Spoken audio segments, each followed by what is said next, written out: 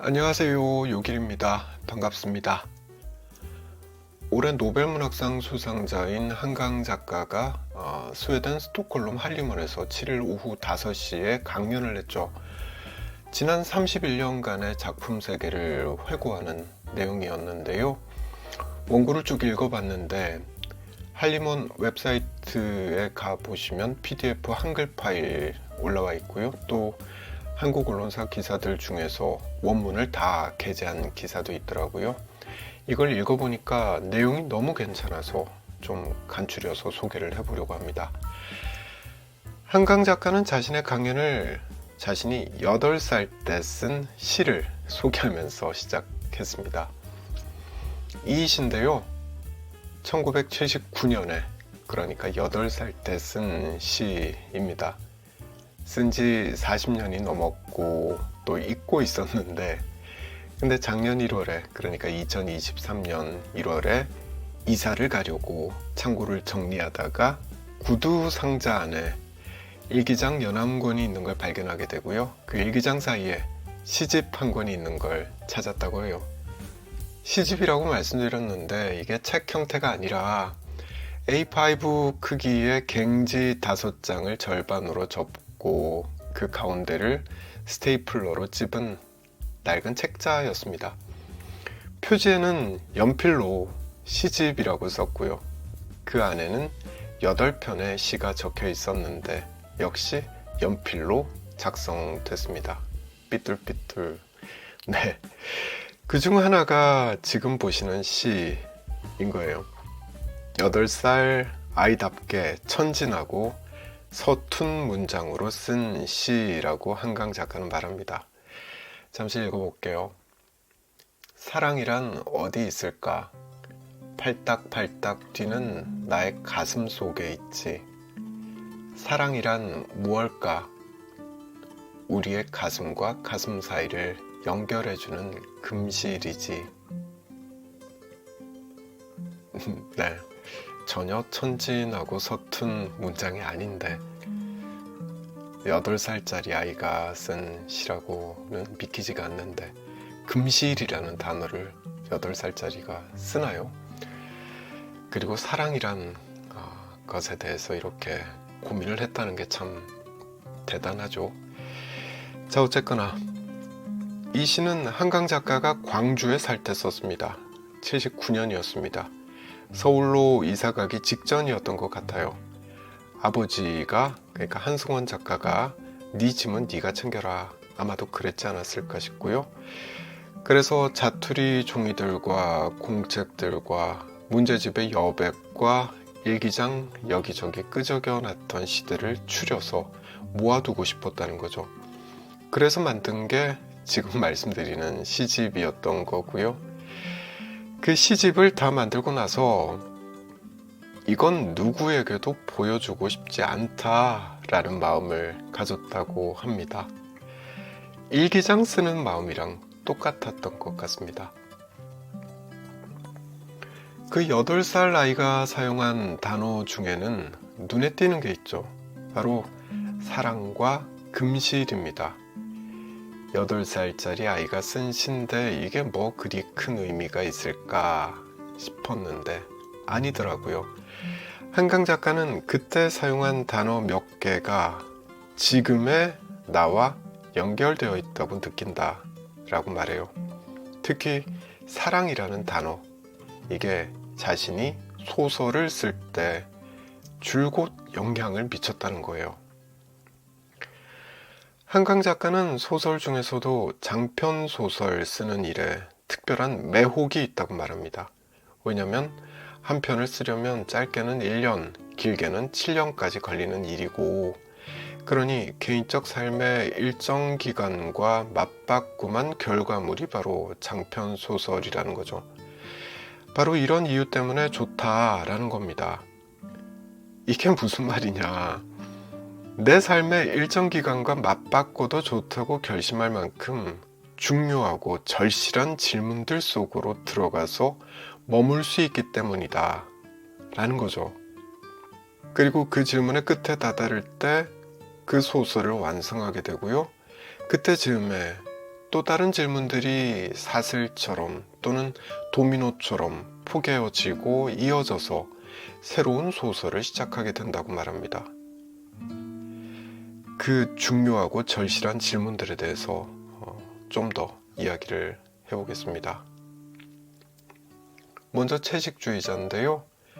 이 소설을 쓸 때가 2003년부터 2005년이었다고 하고요.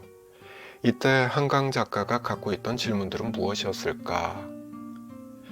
한강 작가는 이렇게 말합니다.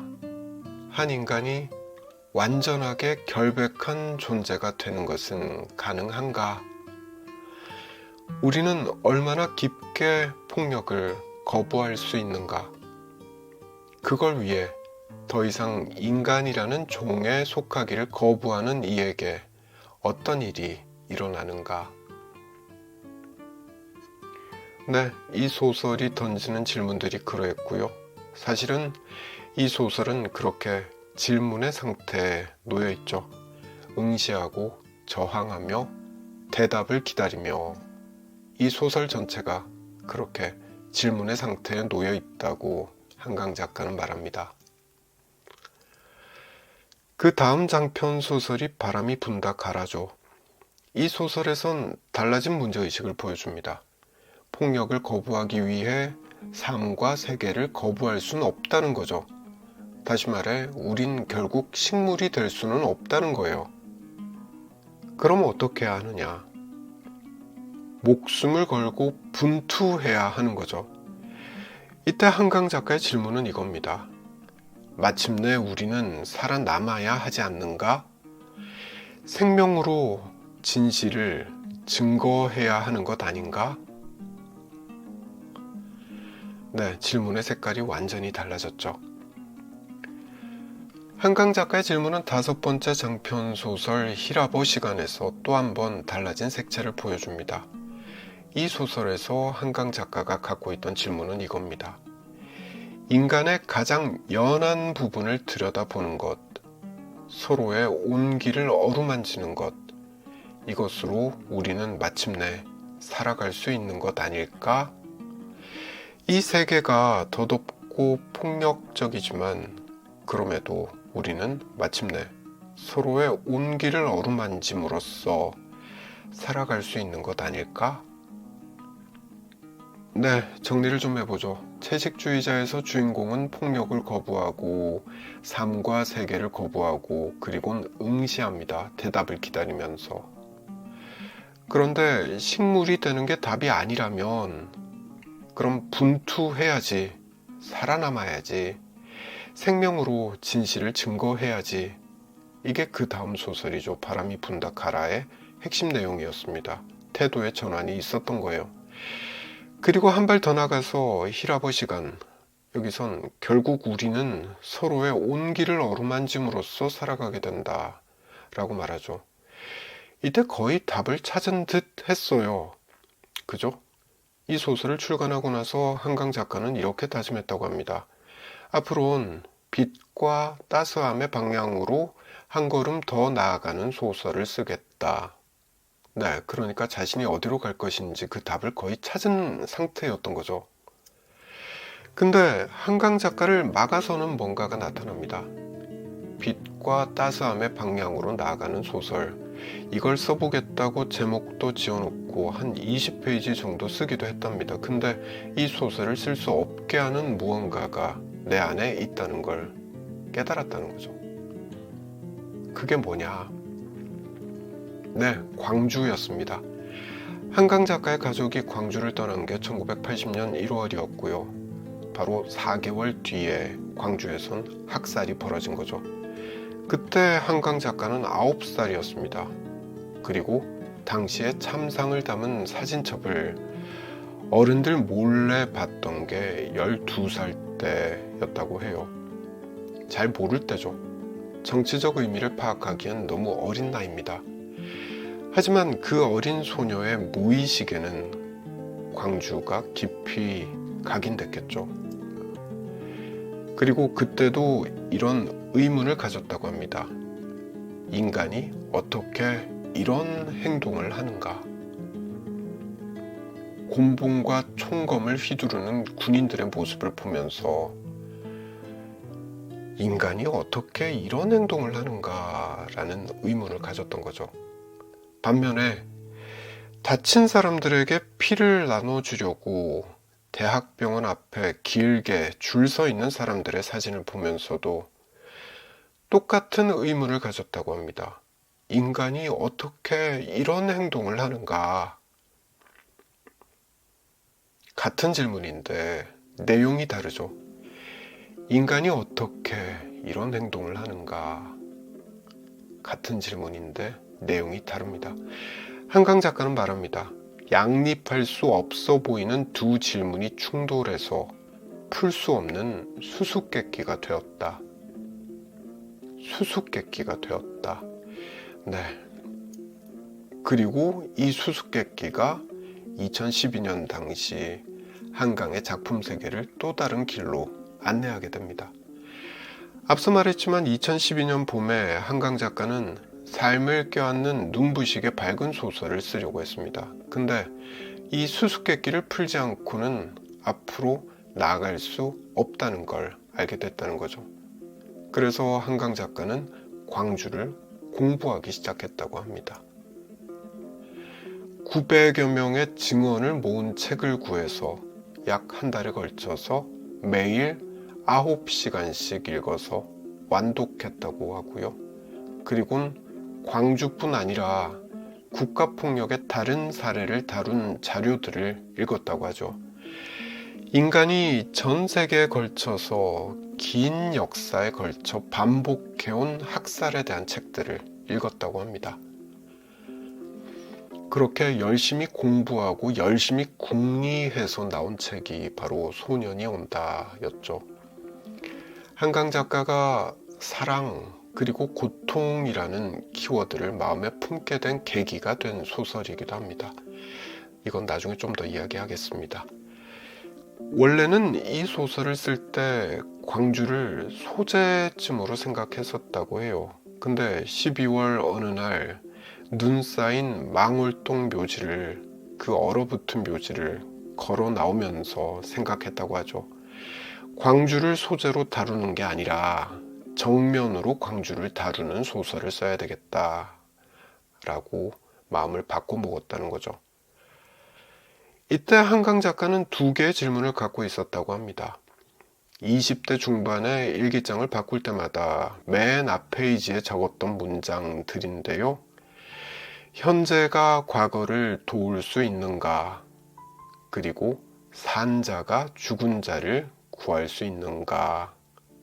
이 두 질문이었습니다. 불가능하죠. 지난 일을 어떻게 바꿉니까? 그렇잖아요.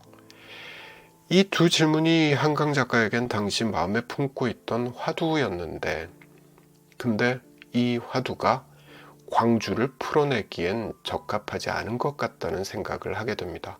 그래서 소설 쓰기를, 그러니까 광주에 대한 소설 쓰기를 거의 포기할 뻔했다고 하죠.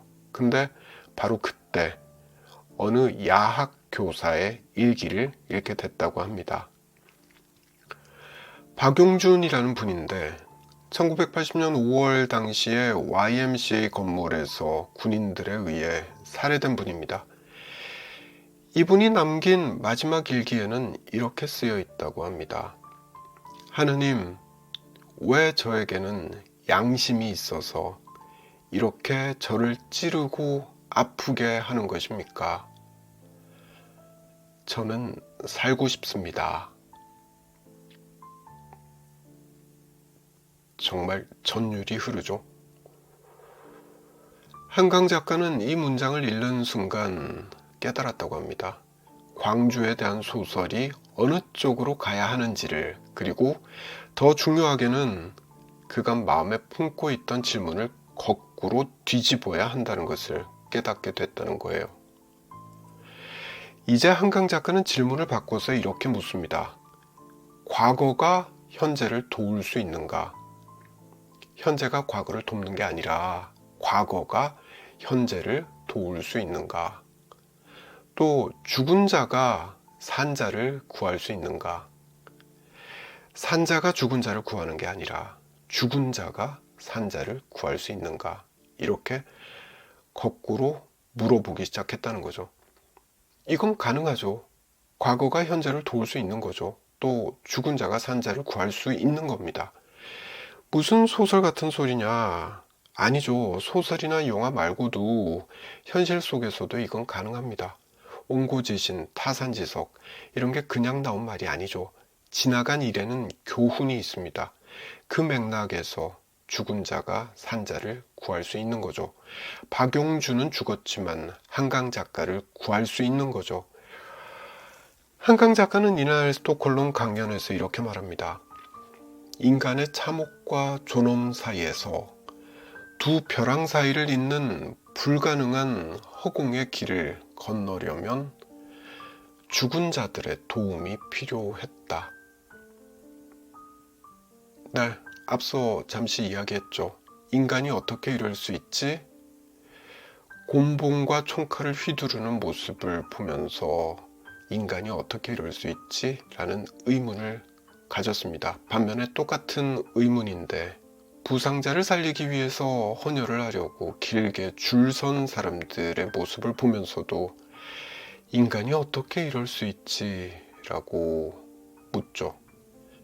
그게 인간의 참혹과 존엄 사이인 거죠. 참혹과 존엄. 두 개념 사이엔 너무 거리가 멀어서 사람이 건너기엔 불가능해 보이는 허공이 있습니다. 근데 이걸 죽은 자들은 건널 수 있다는 거죠. 바로 그 죽은 자를 통해서 주인공 동호를 통해서 한강 작가는 소년이 온다라는 소설을 끝낼 수 있겠다라는 생각을 했던 게 아닌가 싶습니다. 소설의 제목 소년이 온다의 의미에 대해서도 한강 작가는 설명했는데요. 온다는 오다라는 동사의 현재형이라는 거죠. 소년이 혼의 걸음걸이로, 그러니까 영혼의 걸음걸이로 현재를 향해 오고 있다는 뜻이라는 거예요. 다시 말해서 시간과 공간을 건너서 계속해서 우리에게 되돌아오는 현재형이라는 거죠. 바로 지금 이 순간에도 그러하다는 거죠. 사실 우리에겐 계엄이라는 단어가 갖는 강렬한 트라우마가 있습니다. 광주가 현재형일 수도 있겠구나라는 걸 최근에 많이들 느끼셨을 텐데 소년이 온다라는 소설을 쓴 한강 작가의 입을 통해서 이 말을 들으니까 한층 더 그 심각성을 인식할 수 있었던 것 같습니다. 자, 이야기를 이어서 해보겠습니다. 2014년 봄에 소년이 온다가 출간되고요. 한강 작가는 독자들의 반응이 놀라웠다고 말합니다. 독자들이 소설을 읽으면서 고통스러웠다라는 말을 많이 했는데 이게 놀랍다라는 거죠. 좀 더 이야기하자면 이런 겁니다. 글을 쓰면서 작가가 느낀 고통과 독자가 그 글을 읽으면서 느낀 고통이 서로 연결되어 있다는 점이 놀랍다는 거죠.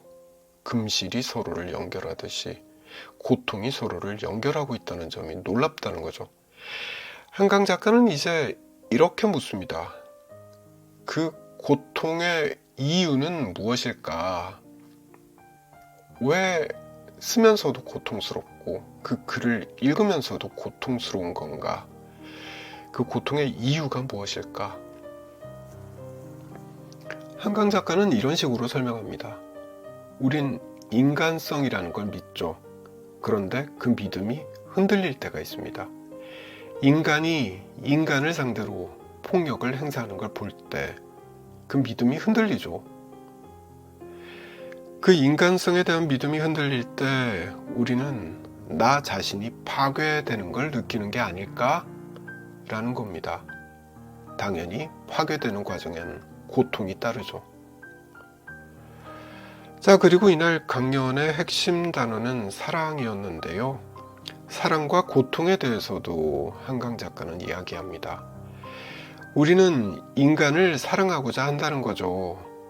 그렇기에 그 사랑이 부서질 때 고통을 느끼는 게 아닐까라는 거죠. 다시 말해서 사랑에서 고통이 생겨나고 어떤 고통은 사랑의 증거가 아닐까라고 한강 작가는 묻고 있는 거죠. 어떤 고통은 사랑의 증거가 아닐까. 자, 자연스럽게 이야기가 소설 작별하지 않는다로 넘어가는데요. 한강 작가는 이 소설이 지극한 사랑에 대한 소설이기를 빈다라고 말한 바 있죠. 이날 스톡홀름 강연에서 한강 작가는 등장인물 인선의 어머니인 정심에 대해서 설명을 합니다. 그 이야기를 듣다 보면 이 소설이 왜 지극한 사랑에 대한 소설인지를 명확하게 알 수가 있는데요. 정심은 제주 4.3 학살 사건에서 살아남은 분이죠. 그 뒤에 사랑하는 사람의 뼈 한 조각이라도 찾아내서 장례를 치르고 싶어 합니다. 그 전에는 애도를 끝낼 수 없다는 거죠. 고통을 품고 망각에 맞서는 거죠. 작별하지 않는 사람인 겁니다. 이 맥락에서 한강 작가는 이렇게 말합니다. 평생에 걸쳐 고통과 사랑이 같은 밀도와 온도로 끓고 있던 그녀의 삶을 들여다보며 나는 묻고 있었던 것 같다. 우리는 얼마나 사랑할 수 있는가? 어디까지가 우리의 한계인가? 얼마나 사랑해야 우리는 끝내 인간으로 남는 것인가? 질문의 깊이와 무게가 느껴집니다. 이 질문들을 보면 작별하지 않는다가 정말 지극한 사랑에 대한 소설이구나 라는 걸 느낄 수가 있습니다. 자, 이제 연설의 마지막 부분으로 접어드는데요. 마저 이야기를 해보겠습니다. 1979년 4월에 한강 작가는 두 개의 질문을 가지고 있었습니다. 사랑이란 어디 있을까? 그리고 사랑은 무엇일까? 이거죠. 이 질문은 한동안 잊혀지죠. 한강 작가는 청소년기를 거쳐서 성인이 된 후에는 이 두 질문을 품고 살았습니다. 세계는 왜 이토록 폭력적이고 고통스러운가? 동시에 세계는 어떻게 이렇게 아름다운가? 한강 작가가 작별하지 않는다를 출간한 게 2021년인데 그때까진 이 두 질문을 화두로 삼고 있었던 거예요. 근데 최근 2, 3년 전부터 이 질문이 맞나? 라는 의구심을 갖게 됐다고 하더라고요. 이런 겁니다. 정말 나는 2014년 봄에 소년이 온다를 출간하고 난 뒤에야 처음으로 사랑에 대해, 우리를 연결하는 고통에 대해 질문했던 것일까? 첫 소설부터 최근의 소설까지 어쩌면 내 모든 질문들의 가장 깊은 겹은 언제나 사랑을 향하고 있었던 것 아닐까? 네, 이런 생각을 하기 시작했다는 거죠. 저도 그 생각이 맞는 것 같습니다. 사랑이라는 단어를 그저 단순히 남녀 간의 사랑, 그러니까 도파민이 뿜어져 나오는 화학적 반응뿐 아니라 인간에 대한 사랑, 다시 말해 인간애라고 확장을 해보자면요, 이게 사실은 한강 작가의 문학 세계를 구축하는 기반이 될 수 있겠다 싶더라고요. 인간을 사랑하고자 하는데 그 사랑이 부서질 때 우리는 고통을 느끼게 되는 것이죠. 다시 말해 어떤 고통은 사랑의 증거인 거죠. 그리고 작가가 써내려간 그 사랑과 고통에 대한 기록이 독자에게 그대로 전달되고 결국엔 우리를 연결하는 거잖아요. 그러니 사랑은 나의 가슴 속에 있는 우리를 연결해주는 금실이라는 말이 맞는 거죠. 그렇습니다. 첫 소설부터 최근의 소설까지 어쩌면 내 모든 질문들의 가장 깊은 겹은 언제나 사랑을 향하고 있었던 것은 아닐까? 네, 이 질문의 답은 맞다인 것 같습니다. 자, 한강 작가의 노벨문학상 수상을 다시 한번 축하드리고요.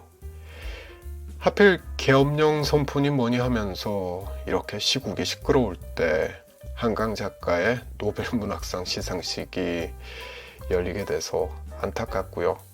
반면에 한강 작가가 있어서 참 다행이다 라는 생각도 듭니다. 이날 강연 원고를 읽으면서 그리고 강연을 들으면서 따뜻한 위로를 받았다는 말씀 드리고 싶습니다. 긴 영상 끝까지 봐주셔서 감사합니다.